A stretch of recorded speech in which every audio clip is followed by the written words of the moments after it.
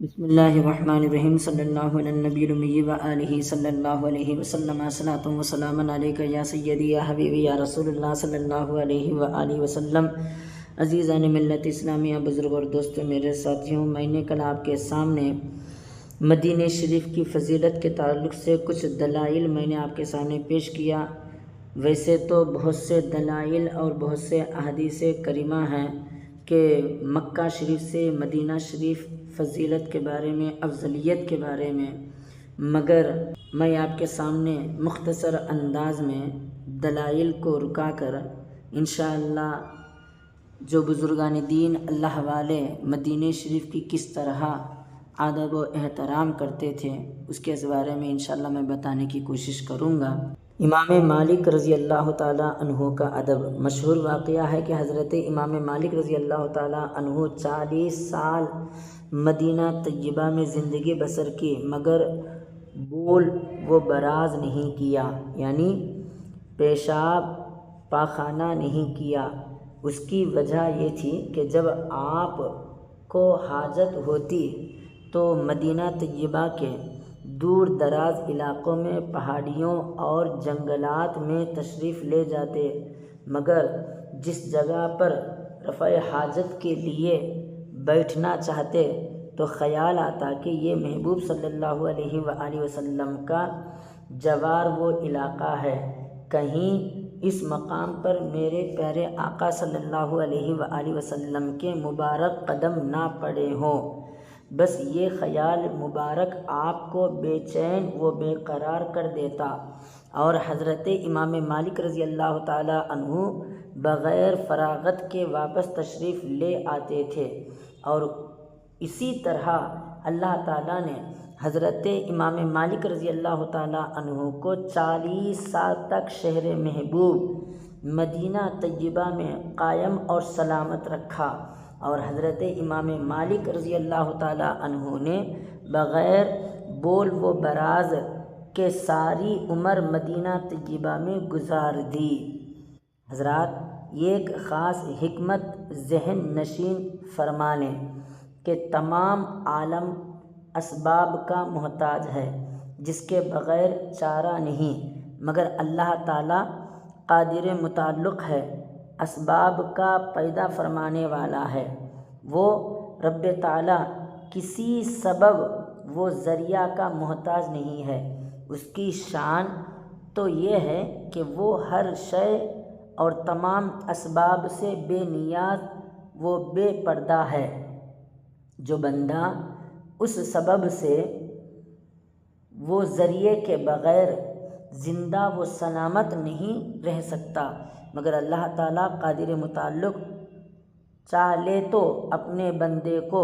بغیر اس سبب اور ذریعہ کے بھی زندہ اور سلامت رکھیں،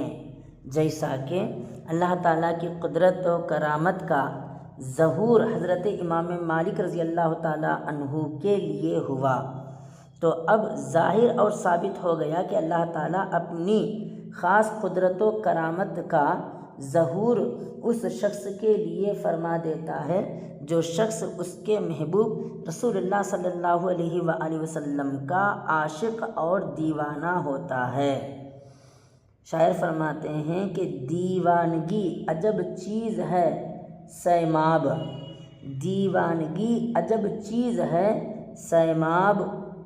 یہ اس کا کرم ہے جسے دیوانہ بنا لیں، یہ اس کا کرم ہے جسے دیوانہ بنا لیں۔ ایک واقعہ یہ بھی مشہور واقعہ ہے کہ حضرت امام مالک رضی اللہ تعالیٰ عنہ کے قدم میں مدینہ طیبہ کا ایک کانٹا چبھ گیا تو بار بار شہر محبوب کے اس کانٹے کو چومتے اور چلنے میں سنبھل سنبھل کر قدم رکھتے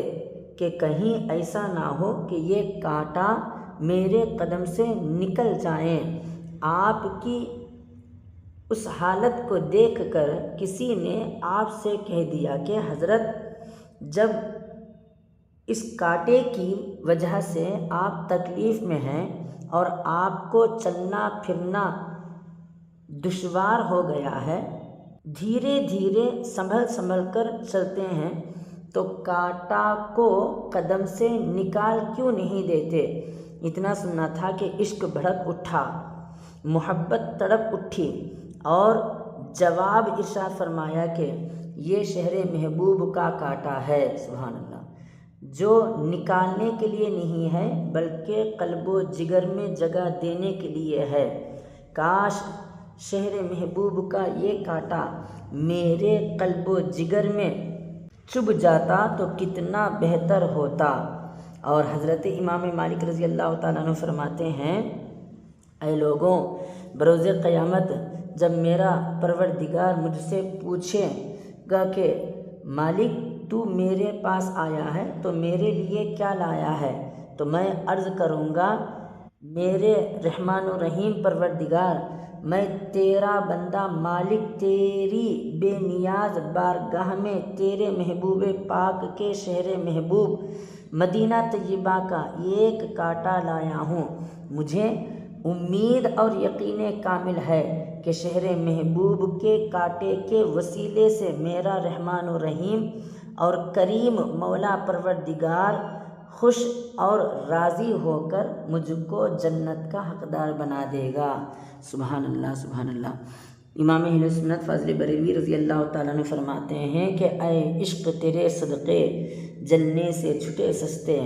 اے عشق تیرے صدقے جلنے سے چھٹے سستے، جو آگ بجھا دے گی وہ آگ لگائی ہے، جو آگ بجھا دے گی وہ آگ لگائی ہے۔ اے ایمان والو، حضرت امام مالک رضی اللہ تعالیٰ عنہ معمولی شخصیت کا نام نہیں ہے،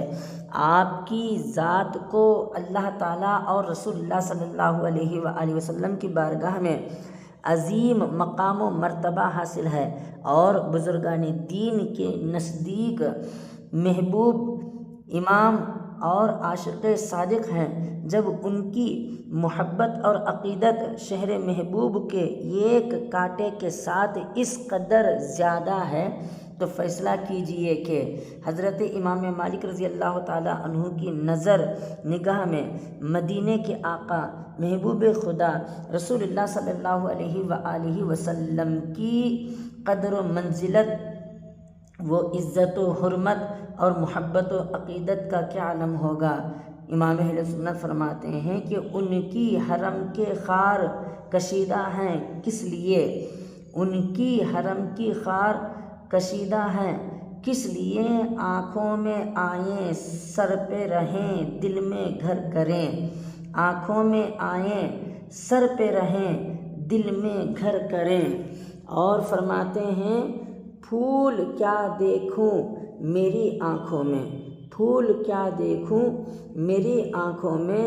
دشت طیبہ کے خار پھرتے ہیں، دشت طیبہ کے خار پھرتے ہیں۔ اور مفتی اعظم ہند فرماتے ہیں، یہ کیسے گل و غنچے ہوں خار آنکھوں میں، بسے ہوئے ہیں مدینے کے خار آنکھوں میں، بسے ہوئے ہیں مدینے کے خار آنکھوں میں۔ نظر میں کیسے سمائیں گے پھول جنت کے، نظر میں کیسے